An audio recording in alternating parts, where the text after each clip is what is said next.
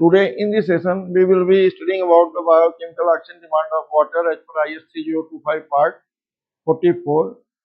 We conduct this test to determine dissolved oxygen consumed by microorganisms during biochemical oxidation of organic matter present in water over 5 days at 27 degrees centigrade plus minus 1 degree centigrade. Microorganisms consumes organic matter as a food. During this process, there is reduction of dissolved oxygen in water. This dissolved oxygen is measured and recorded as biochemical oxygen demand of water. To determine theoretically biochemical oxygen demand of water, we test the sample at 0 days and record the dissolved oxygen present in it. Then we keep that sample in the incubator for 5 days and again measure the dissolved oxygen present in it. We subtract from the initial dissolved oxygen determined to the this final dissolved oxygen after 5 days, and then if we have diluted the sample, then dilution factor, whatever sample we have diluted, say 15 ml we have diluted, then that divided by 300 is a dilution factor. With this dilution we divide to get the biochemical oxygen demand of water. For doing this test we require BOD bottle of 300 ml capacity, incubator capable of maintaining 27 degrees centigrade plus minus 4 degrees centigrade. We require the reagent for determination of dissolved oxygen present into it by tachymetric method. Then we can also measure it by geometer, duly calibrated geometer. We require the measuring cylinders of 100 ml, 50 ml, 25 ml, pipettes of 5 ml, 10 ml and 20 ml capacity, volumetric parts of 100 ml to 50 ml and 500 ml. We require the dilution water to dilute the sample obtained from the field.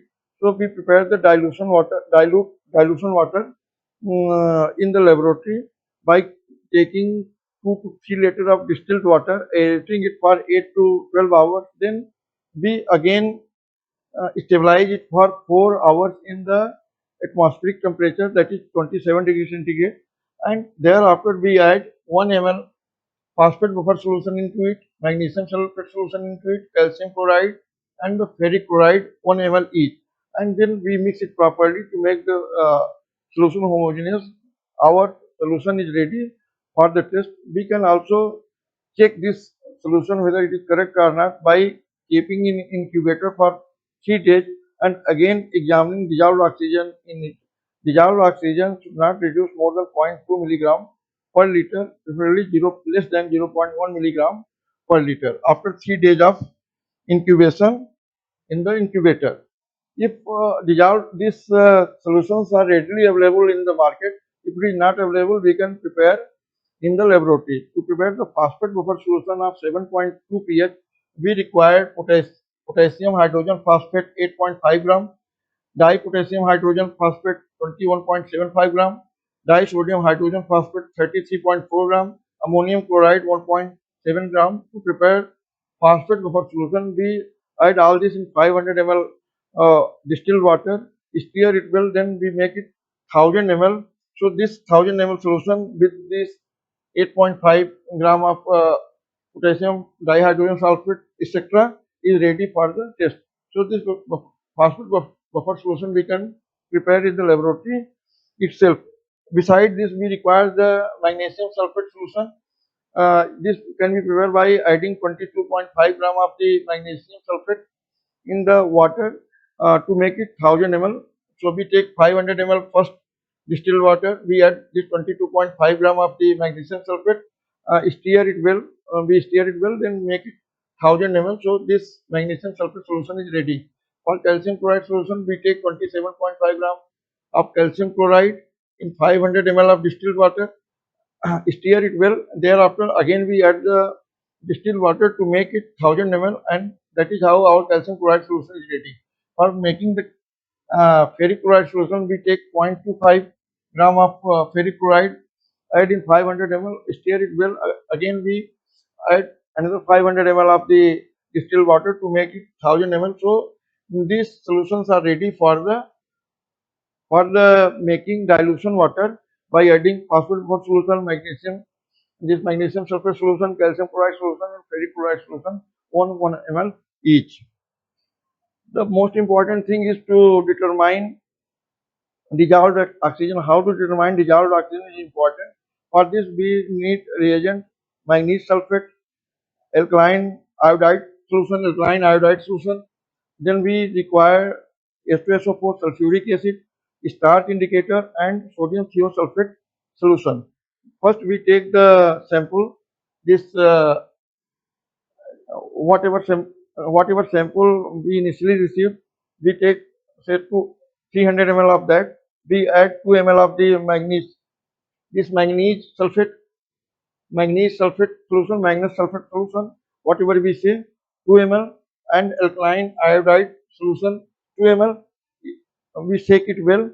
After 2 to 3 minutes, this will precipitate by consuming the oxygen present in it in the oxidized magnesium hydroxide.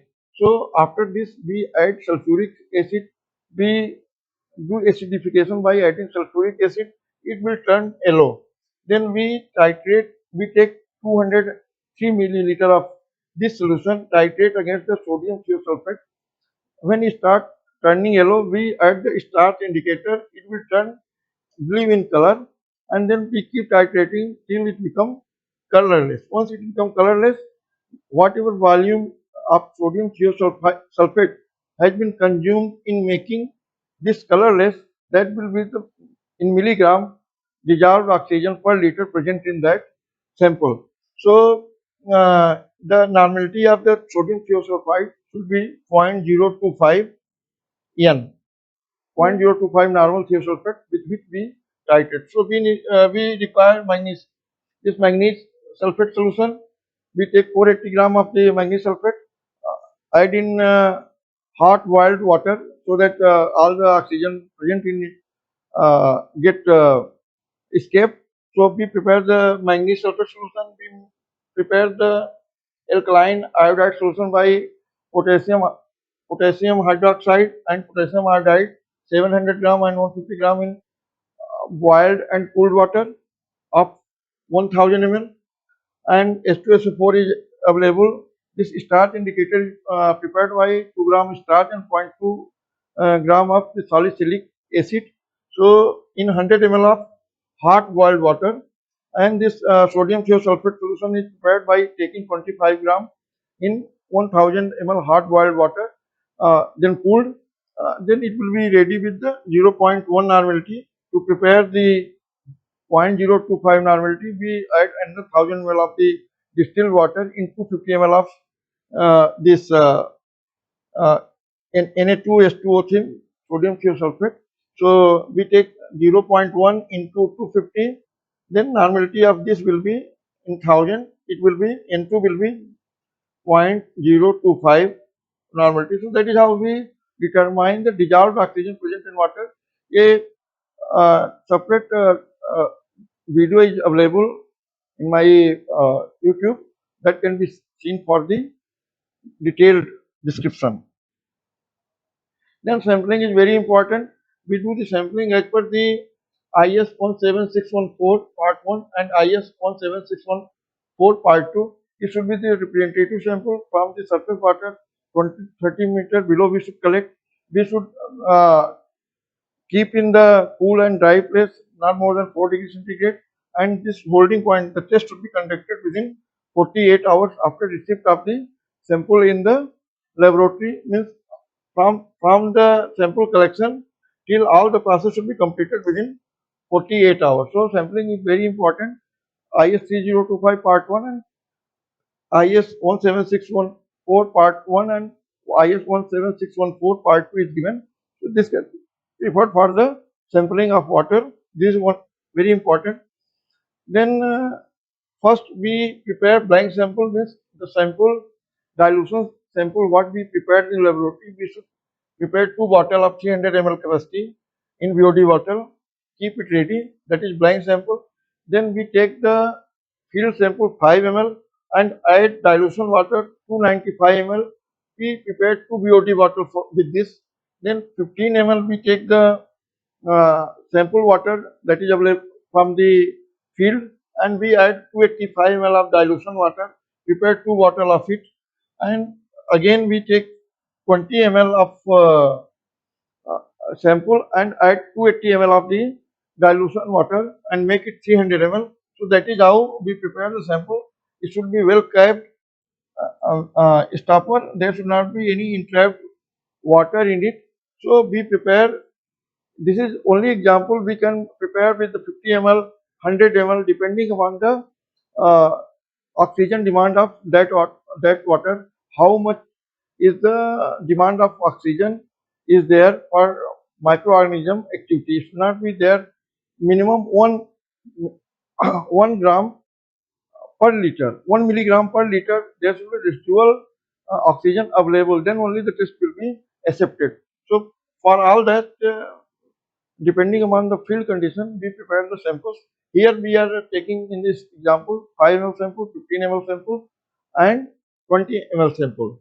Then one of each blank 5 ml 5 ml diluted with 295 ml of dilution water, 15 ml diluted with 285 ml of the dilution water, and 20 ml diluted with 280 ml of the dilution water, and undiluted sample. One is blank, the dilution water what we prepare, and one is undiluted, the water we receive from the field that is kept.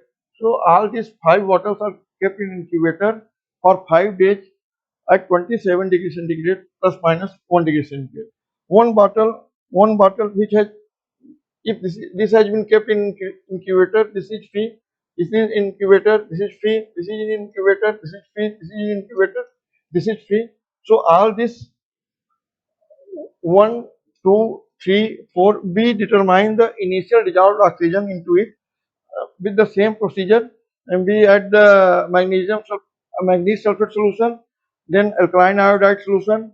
We stir it. When this magnesium sulfate with the oxygen available in uh, get precipitated in the bottom of it, we see clearly it is visible in yellowish color. Then we do the acidification with the H2SO4, 2 ml of the 2 to 3 ml of the H2SO4 we add. We stir it well, it becomes yellowish color. From this yellowish color, we take 203 ml of this acidified solution and we titrate against the sodium thiosulfate.